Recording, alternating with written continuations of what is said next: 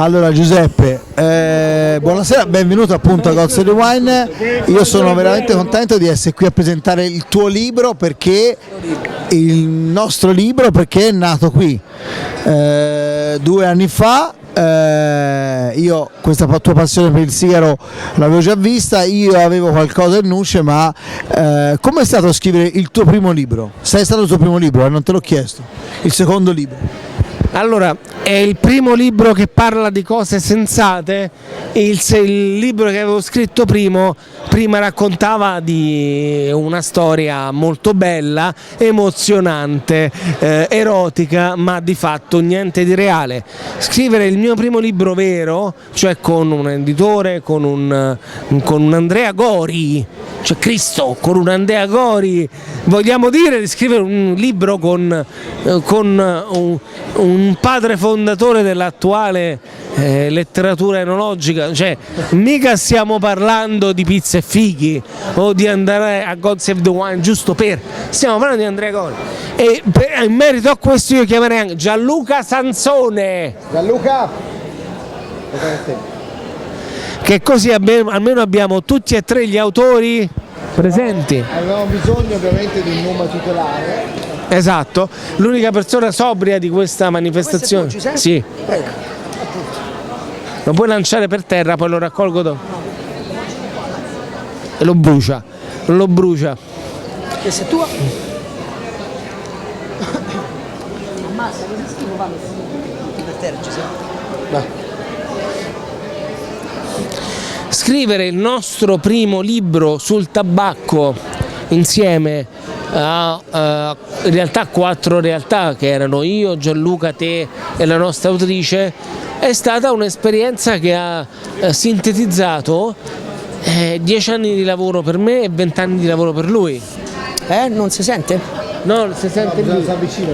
Avvicinate, ragazzi. Perché si sente in camera. Ah, ok. Che doti? Quello che cazzo ne fa? No, vabbè, aspetta. Tanto lei poi lo monta.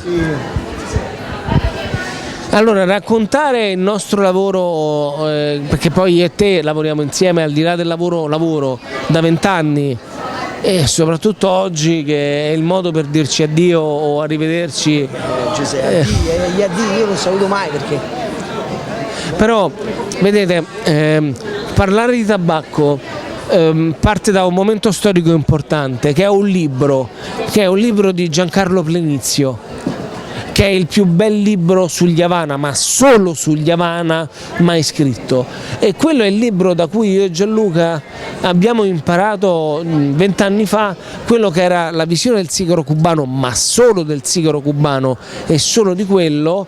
E poi il nostro modo di lavorare è stato quello proprio di raccontare e cercare di capire che cosa c'era oltre quello. E là è stato una sfida che non è solamente Giancarlo Plenizio diceva, quindi solo il mondo cubano diceva, ma è stata una sfida di dire ci voglio provare, cioè voglio rompere uno schema, e questo schema è stato rotto la prima volta, e questo è un bellissimo racconto, quando dopo 2 anni che io gli rompevo le scatole prendiamo una scatola che si chiama Riserva del Presidente dal Nicaragua, che era una piccolissima edizione, che erano state presentate in Italia solo 100 scatole, le abbiamo lavorate quasi tutte noi, e quello è stato proprio voler dire non mi interessa solo essere monotematico, come col vino non voglio raccontare solo il vino biodinamico, il vino naturale o nessun solo, voglio parlare di vino a tutto tondo, e noi in 25 metri quadrati, sia benedetto il nome del lavoro che abbiamo fatto, quindi Giancarlo Plenizio e tutti gli altri, per 20 anni abbiamo ogni singolo giorno rotto i coglioni al punto di vista solamente basato su un solo punto di vista, che esistevano tanti punti di vista, e quindi adesso ci accendiamo un sigaro del Nicaragua fatto dalla Davidoff, dal marchio Zino, no Davidoff, Zino Davidoff, più avanti spiegheremo che vuol dire, semplicemente per il gusto di accenderti un buon sigaro. Allora, Giuseppe ha detto tutto, però è chiaro che quello che noi abbiamo voluto in qualche modo con il nostro lavoro, con il nostro studio, la nostra ricerca, in qualche modo abbiamo voluto rompere degli schemi semplicemente perché eravamo convinti che si stava andando verso un piattume, no? Un pensiero unico, che soltanto a Cuba sapevano fare sigari. Ora, a Cuba non è che sanno fare solo lì i sigari, lì c'è una filosofia proprio di vita, che giusto o sbagliato per loro rappresenta sacrificio, lavoro e quant'altro, anche perché non è un paese che gode di grande floridità a livello economico e quant'altro, quindi quel settore ha reso Cuba la grande isola nel mondo. Noi, grazie a un personaggio storicamente come Davidoff che ha rotto degli schemi. Assolutamente, anche perché Davidoff poi tra l'altro è stato una persona che nel suo piccolo, perché Davidoff era un tabaccaio, quindi nel suo piccolo lui è riuscito in un modo o nell'altro a far capire al mondo e soprattutto a far capire a Castro in quel periodo che il sigaro non era uno e soprattutto non poteva significare solo ed esclusivamente un qualcosa che potesse essere il diamante di punta di una dittatura. Il sigaro è tanto di più. Il sigaro è studio, il sigaro è ricerca, il sigaro... No, perché sta in camera direttamente. Avvicinatevi, guarda. Come se Non hanno lavato per terra, vi potete avvicinare. di zio Ancol, avvicinatevi. No, potete sentire, accomodarvi. Tanto potrà poco arriva anche il vino. E insomma, sì, venite ragazzi. Venite gente, venite. Che cosa vuol dire fare un evento senza rotture di coglioni di posti? Volendo, a Dio piacendo, se volete. Intervenire. Vai Giuseppe, offri il sigaro. Angelo, vieni a prendere il sigaro. Vedete, un sigaro. Grazie. Il sigaro, ripeto. Un sigaro non è come una bottiglia di vino particolarmente pregiata che solamente pochissimi ricchi possono comprare. La maggior parte dei sigari sono a disposizione di tutti. Il sigaro è una cosa nobile e di lusso. È lusso assolutamente. Però è un lusso. Lo sai perché Giuseppe? Di lui per il tempo che uno deve, perché oggi il tempo è un lusso, capito? Cioè oggi avere tempo a disposizione per fumarti per un'ora, tu ti prendi un'ora del tuo tempo in un mondo in cui ormai ti hanno scandito i tempi, i ritmi, addirittura anche quello che c'è in televisione ti hanno imposto, proprio per una questione di tempi, tutto si è allungato, quindi a un certo momento tu arrivi a casa che è già ora di andare a dormire perché è mezzanotte. Prendersi un'ora del proprio tempo per fumare è un lusso, è un lusso. Prendersi del tempo per scegliersi la bottiglia, il sigaro, l'abbinamento, quello che ti pare. Ma diciamo che poi alla fine il discorso è che c'è chi intende il lusso in una maniera, chi pensa che il sigaro sia instagrammabile, quindi ha bisogno di un qualcosa che poi rappresenta anche, sì, perché comunque il sigaro è anche uno status symbol, capito? Gli uomini più potenti in passato fumavano i sigari, quindi è rimasto ancora nella mente e nella testa della gente questo immaginario. Eppure il sigaro è il vino. C'aveva la maggior parte della gente, cioè il divanetto, il Rolex, il panciotto, il bicchierino di whisky. Il sigaro è tanto altro. Se noi siamo riusciti a radunare questa sera 20 persone che sono venuti dall'altra parte della città E soprattutto con tutti gli ostacoli poi che la città di Roma ti mette, no? Per attraversarla o meno. cioè noi qua... Questi ragazzi sono l'esempio di chi ha voluto in qualche maniera rendersi oggi quasi una specie di ribelle, no? Di riscatto, ma più che riscatto io direi Sono più punk loro che quelli che vanno al centro sociale. Sì, Andrea, lui è il vero Zulu. Vabbè, dopo di questa Giuseppe. Andrea, in quello che organizza e in questa situazione, ha costituito un evento che ha permesso a persone,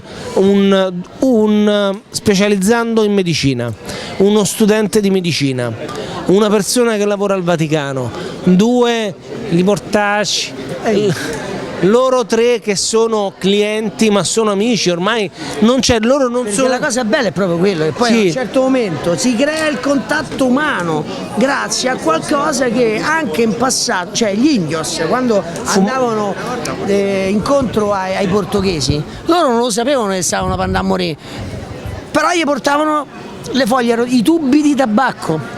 Perché all'epoca venivano chiamati questi tubi di tabacco, sui diari di bordo i sigari venivano riportati e chiamati tubi di tabacco, di foglie di tabacco.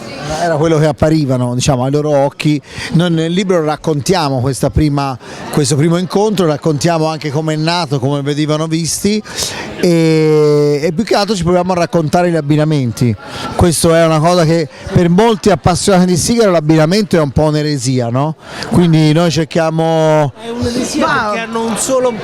È un'eresia perché un appassionato, salvando uomini e dei di tutte le loro credenze, di cui io onestamente con enorme rispetto per tutti i presenti non ho minimamente rispetto, una persona che vede un solo punto di vista, solo il rum o solo il whisky o solo la grappa per il toscano, non è un appassionato, è uno che ha deciso di. Se noi, scusa che ti interrompo, se noi consideriamo che uno dei più grandi collezionisti nonché esperti del sigaro Havana, lui il sigaro, Salvatore Parisi, che per me è comunque sì, è una persona, padre mi sembra un po' esagerato, un po' forte come padre di tante persone anche. A Cuba sicuramente potrebbe essere. La tagliamo questa, sì. Tagliamola perché. No, vabbè, però lui per esempio fuma con Coca-Cola Zero. Il whisky o il rum lo beve a parte. Voglia di whisky di quanta voglia di rum. Vedi? Io credo che questo poi ovviamente l'abbinamento è sempre soggettivo e guidato poi da tutta una serie di cose che possono essere anche le mode del momento. Noi per esempio. Si parlava dei vini barricati, oggi si parla di vini naturali. Sì, però noi per esempio, ti ricordi Giuseppe, quando già noi 12-13 anni fa parlavamo di abbinamenti fatti con sigaro e vino, sigaro e bollicini e la gente Noi abbiamo fatto la serata più assurda di Roma abbinando un distillato di pere, di mele e dell'Alsazia, che io ero andato a rimediare. Noi abbiamo fatto anche degli abbinamenti col tè, con l'amaro, col Wunderbar, lo ricordi? Mi piace molto il Wunderbar. Vedi, il mondo del sigaro, ragazzi, voi siete come gli apostoli, che detto così sembra una cosa assurda, però Siamo 13, peraltro voi siete gli apostoli, Siamo 13, c'è un Giuda.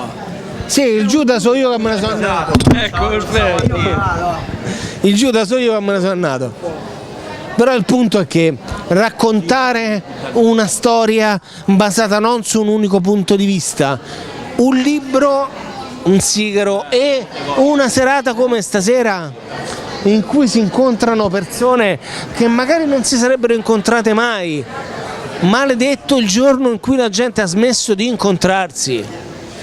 Tuo padre mi voleva rompere culo la prima volta se siamo incontrati. Tagliamola, Tuo padre mi voleva dare tante botte la prima volta che ci siamo incontrati.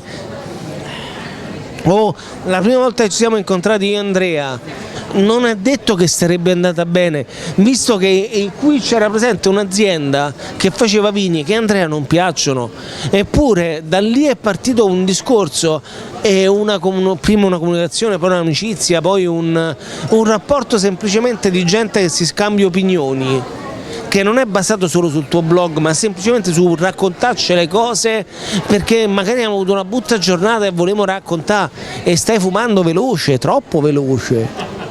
Sì, vabbè, poi, chi fuma veloce, chi fuma no, tu fumi bagnato.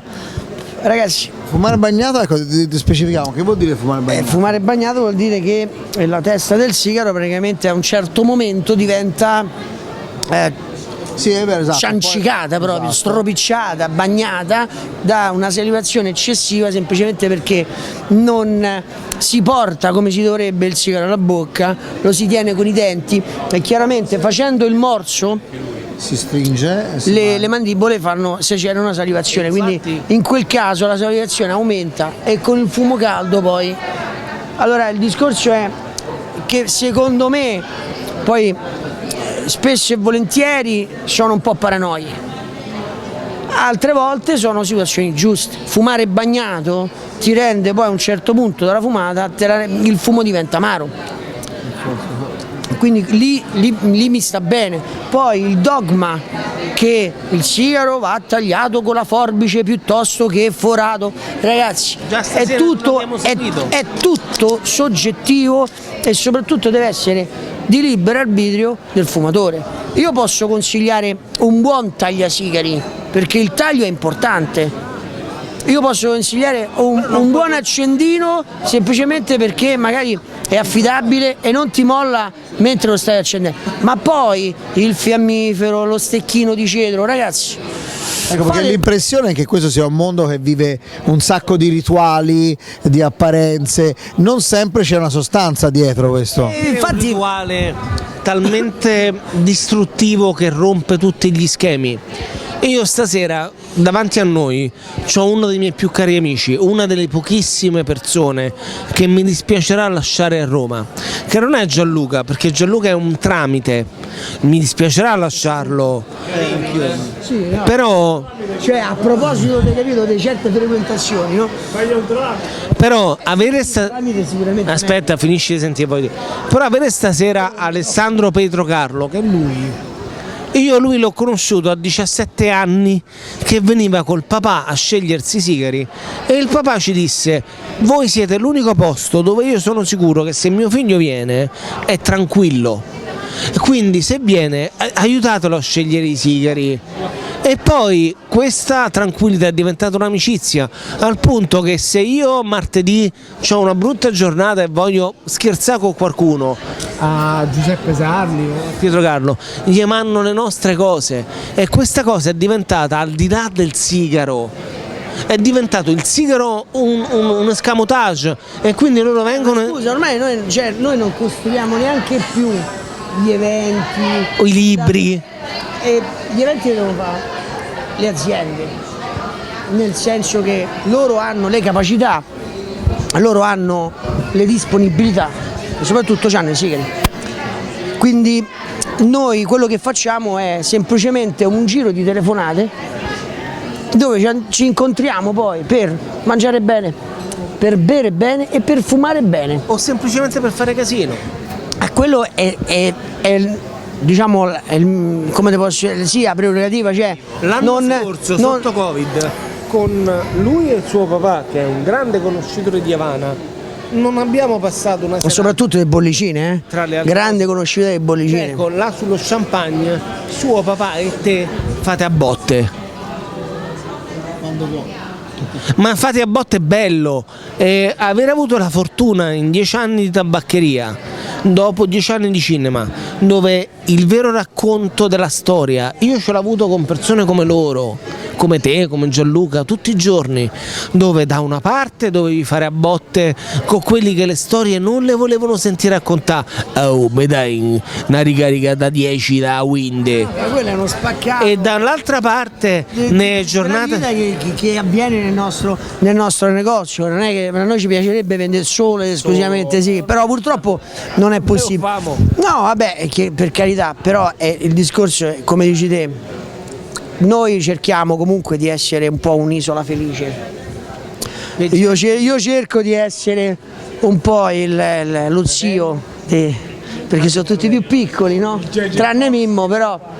Oddio, io sono un cattivo maestro, sapete, quindi non posso essere esempio. Sarai un cattivo maestro? No, io sono un eroe, cioè loro devono fare tutto quello che. Cioè non devono fare tutto quello. Sì, capito? C'è il poliziotto buono e il poliziotto cattivo. Sì, oddio, i poliziotti, vabbè, però. Questa parte di poliziotto buono se lo deve imparare. Mi sembra un po'. Insomma, voglio dire. Però. Diciamo che alla fine quello che noi facciamo poi, tra l'altro, perché il nostro lavoro a un certo punto è diventata soprattutto la nostra vita, e perché poi sono nate delle amicizie, sono nati pure degli amori, c'è gente che ci si è fidanzata dentro il negozio, no? Gente che ci si è lasciata pure nel negozio. Hai capito? Quindi ti devo dire, vabbè, raga, non so nel primo e nell'ultimo, però. Sì, però Gianluca, tu sei un eroe. Tu sei un eroe perché quando tu e tuo padre apriste il locale, ho aperto io, mio padre me ne ha accompagnato. tuo padre c'è stava, i mortacci, tu e sua, e questo non lo taglia, perché i mortacci a Roma è una poesia, è come dire AO. È una poesia bellissima, i mortacci sono come AO, come a Firenze può essere Maremma Ladra. Vedi, è una manifestazione. Mai sentito. Vabbè, una manifestazione come questa che racchiude intorno a un tavolo ragazzi di 20 anni in una di tutte le età, poi e noi se stiamo a fumare un sigaro, se stiamo a fare le confessioni della vita nostra, i cartoni che non si chiudono, lui che tutto, Giuseppe, cioè, il sigaro. Alessandro ci viene a studiare. Alessandro ci viene a studiare in retrobottega nostra, capito? Cioè, la cosa bella è questa, che a un certo momento diventa un po' una famiglia. Noi abbiamo voluto cercare in qualche maniera di trasmettere, no? Tutto questo in questo libro, per cercare poi di far vivere il mondo del sigaro in una maniera più slegata, no? Dai dogmi, da tutta una serie di imposizioni che ormai l'instagrammabile ti chiede. Quindi quando cominciate a vedere la tazzina del caffè vicino al bicchiere con la spremuta di arancia, la chiave del Maserati, ragazzi, fuggite da quelle, sì, no, fuggite da quelle figure che sono inesistenti. Anche perché abbiamo avuto la fortuna, drammaticamente e meravigliosamente, di avere tra i nostri. Guarda, io 5 o 6 anni fa c'era questa moda di fare la foto al sigaro con il Daytona. Sì, io l'avevo fatto con un foglio di carta e ci avevo scritto sopra Rolex, e ho ricevuto poi tanti complimenti, nel senso a livello ironico, no? E anche tanti morti, tante maledizioni, perché secondo loro io ero, ma ho detto, ragazzi, voi vi fate, ormai si può dire, i Rolex ce l'hanno pure i comunisti, voglio dire, quindi non è che pensate a fare, no, ci mancherebbe altro, adesso. Quindi voglio dire, non batteggiate, voglio dire, non cercate questi stereotipi, queste immagini che sono finte. Ecco, una domanda volevo farti, perché io conosco bene il mondo dello champagne. Il mondo dello champagne è un mondo che, per quanto si rivolga agli appassionati, non sopravviverebbe se non ci fossero i poser, le discoteche, quelli che accendono il candelotto sul Crystal, quelli che ordinano Dom Perignon 400-500 euro in discoteca. Ecco, lo champagne, te lo dico, non sopravviverebbe se non ci fosse questa cosa. Il mondo del sigaro, secondo te, sopravviverebbe solo con gli appassionati o ha bisogno? No, aspetta Giuseppe, già aspetta. Stiamo parlando di svariate milioni di dollari vengono spesi per fare queste foto. Sì, non solo, ma poi sono loro che praticamente spendono la maggior parte dei loro soldi che ritengono è opportuno spendere per i sigari, soprattutto sulle grandi edizioni limitate, che non sopravviverebbero se non ci fossero queste persone. Quindi no, ma ci sta, però io quello che voglio dire a loro, soprattutto agli appassionati e chi si sta avvicinando al mondo del sigaro, attenzione, non vi fate spaventare, il sigaro è un lusso, perché noi andiamo a spendere 20-30 euro per qualcosa che va in fumo e che ci fa male. Però è come il vino. Ok? Detto questo, io ho sempre sostenuto un fatto: va bene tutto, ci deve essere il Cristiano Ronaldo che spende 30.000 euro per 2 bottiglie di vino, ci sta, io sono contento che lui l'abbia fatto, perché quello guadagna 1 miliardo al minuto, voglio dire, se non lo fa lui, ma chi lo deve fare? Però ci deve essere anche la vita pratica. Il sigaro non è solo il beighe da 500 euro, il sigaro è tanto altro, come nel mondo dello champagne, come nel mondo del vino. Ci sono dei piccoli vigneroni che magari fanno delle cose importanti, egregie, e che tu puoi spendere la giusta cifra per avere un prodotto di livello. La soddisfazione che ti può dare il piacere. Sì, perché quindi per quello, per esempio stasera fumiamo un sigaro alla portata praticamente di tutti, diciamo, chiunque interessa il sigaro. Chi ne parla qualcosa, ragazzi? Tocca a te, o Giuseppe, a te dire qualcosa su questo sigaro che insomma abbiamo... È un sigaro che praticamente la Davidoff ha voluto in qualche maniera, ha voluto un po' sdoganare quello che negli anni comunque sia loro hanno un po' fatto capire un po' a tutto il mondo, cioè loro sono la perfezione, ed è vero. Allora, dicevo, sospiro di signora, bravissimo. Le bottiglie di champagne, di prosecco, qualsiasi cosa bollicina si aprono come un sospiro di signora. Basta pure queste sciabolate con le carte di credito e poi fanno brutte fine. Sì, a Milano c'era un simpaticone che lo faceva spesso, poi e poi è andato a finire in vacanza a spese dello Stato. Dicevo, la Davidoff con questa linea ha voluto un po' sdoganare tutta quella situazione che magari potesse essere un prodotto più che altro indicato magari per i fumatori esperti. La Davidoff sono 144 controlli qualità su ogni sigaro, da quando il seme esce dal laboratorio a quando il sigaro arriva a Ginevra. In questa maniera c'è una signora che controlla uno a uno e fa l'ultimo controllo qualità. Ora, questo è un sigaro molto più fresco, è un sigaro molto più alla portata di qualsiasi tipologia di fumatore, dal neofita all'esperto. È la prima volta che Davidoff in una sua linea non usa la fascia esterna, la capa Connecticut, che è la migliore al mondo, ma una Ecuador. L'Ecuador rispetto alla Connecticut magari esteticamente, perché Davidoff ha chiamato la fascia, la capa, lo smoking del sigaro, perché secondo loro deve essere elegante, deve essere setosa, deve essere oleosa e soprattutto deve essere perfetta, senza macchie. Ha un aspetto leggermente più cheap, no? Più comune. Ha un aspetto magari un pochino più no, povero no, povero così è denigrante. Secondo me ha un aspetto easy, più semplice, più quotidiano. La fascia Ecuador è più ricca di aromi, di sapori, e secondo me gli dà, le fasce spesso e volentieri al sigaro danno il 50% di quello che può essere l'aroma, ma anche a livello psicologico. Ti ricordi quando... Come il colore del vino.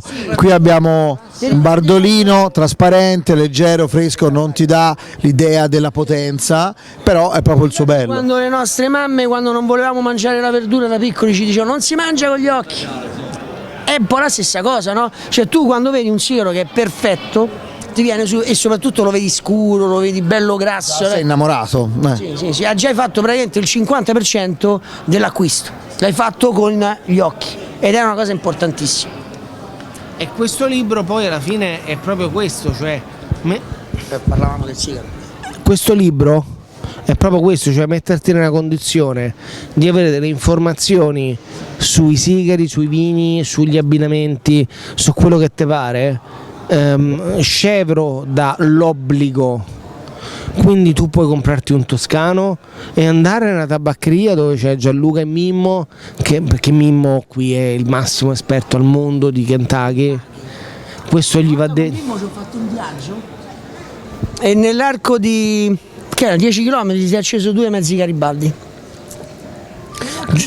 Giusto per dire, io con Mimmo sono 15 anni che parlo di vino e di tabacco, non siamo mai d'accordo su nulla, però il punto è che Io mi sono spesso divertito perché poi mi faccio litigare. Nel senso, e poi io magari butto lì nella mischia un nome a caso, allora lui comincia a dire no, perché soprattutto se possono fare i nomi.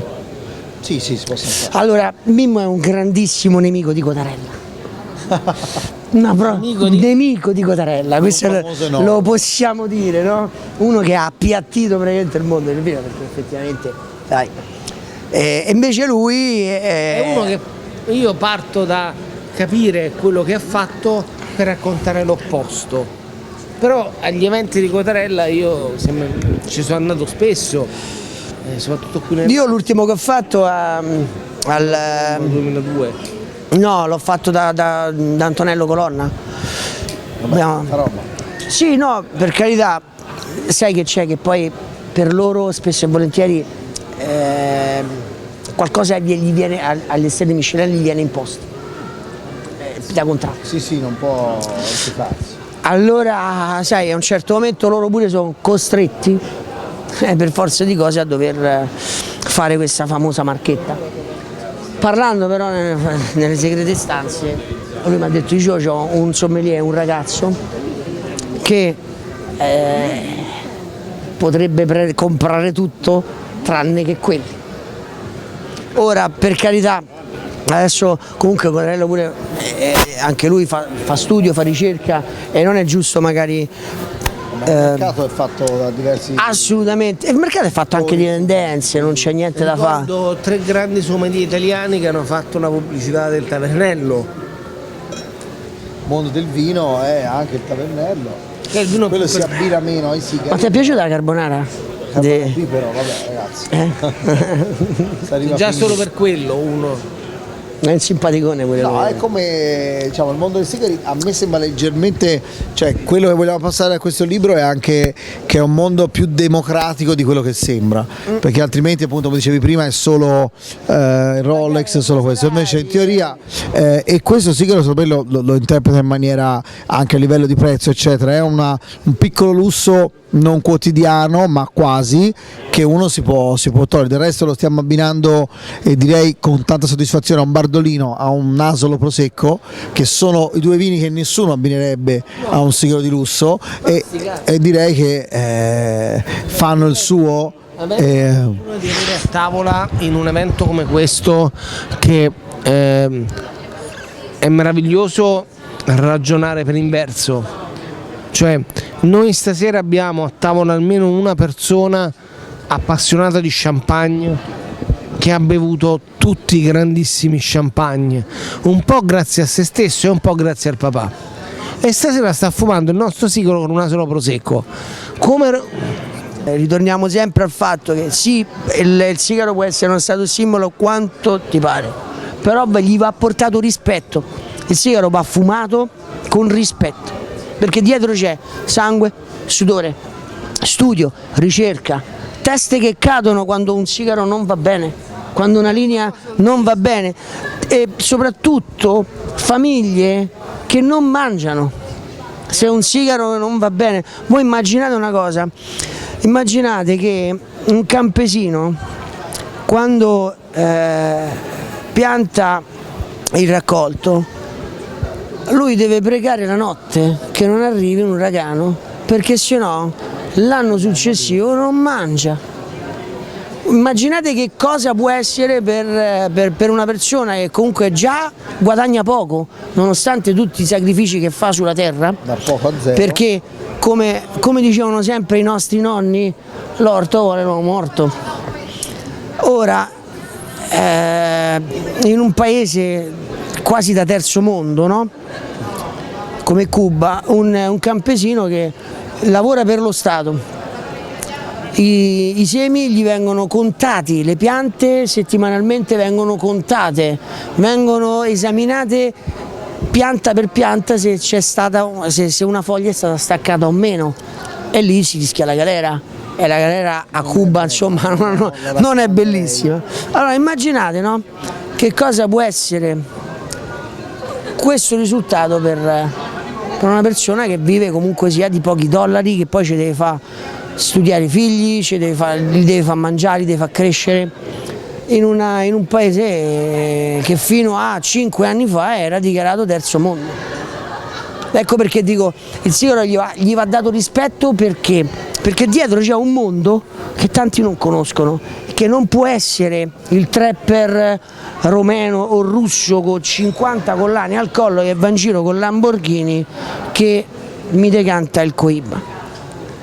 A me Scusate, ci sono delle esperienze di vita che questo maledetto uomo di Roma ha permesso alle persone che lavorano con sé, prima che per se stesso, di vivere. Io sono andato in Repubblica Dominicana e questo ti va dato atto, e ti va dato atto, e ti va dato ringraziamento, e ti va dato uno. un bel premio, dai. Sì, è stato un bel premio, però non è, cioè, è stato un bel premio così importante che quando io leggo online i camerieri non vogliono lavorare più di 8 ore, io mi incazzo, ma mi incazzo vero, perché quando, cioè io, Allora, Giuseppe, aspetta, in realtà però fammi finire il discorso, non è solo un discorso, cioè qua me lo fai finire il discorso. siamo nella CGR, nei sindacati, nei Riformulo, quando si fa questo lavoro, il lavoro va fatto su formazione e comprensione, e a un certo punto Gianluca aveva la possibilità di mandare una persona a fare comprensione e anche formazione in Repubblica Dominicana, e ci ha mandato a me. Perché, lo sai perché? Semplicemente perché io ho sempre detto una cosa: alle grandi aziende, no, per esempio che fanno pipe, invitate i vostri rivenditori in fabbrica, Per venderli poi. fate un open day, ne invitate 10 per volta, 5 per volta, come vi pare, fategli vedere il processo. Io quando ho visitato la fabbrica di Savinelli, che sta a Milano, a Varese, l'ho visitata a giugno, in un angolo di questo depot, di questo grande capannone, c'era un ragazzo di 19 anni piegato sulle ginocchia con un grembiule in pelle, che misurava le placche con cui poi si fanno le pipe. 19 anni, piegato per 10 ore al giorno. Uno dei più, anzi la signora, che erano circa 46 o 47 anni, che lavorava in quella fabbrica, gli ho chiesto quale fosse la balla di Radica che fosse più vecchia. Mi ha aperto un registro che si è fatta lei da sola, dove ha datato tutte le balle di Radica. Quando quella persona andrà via, chiaramente, io spero che ci sia un ricambio, sì, perché altrimenti va perso un sapere che è infinito.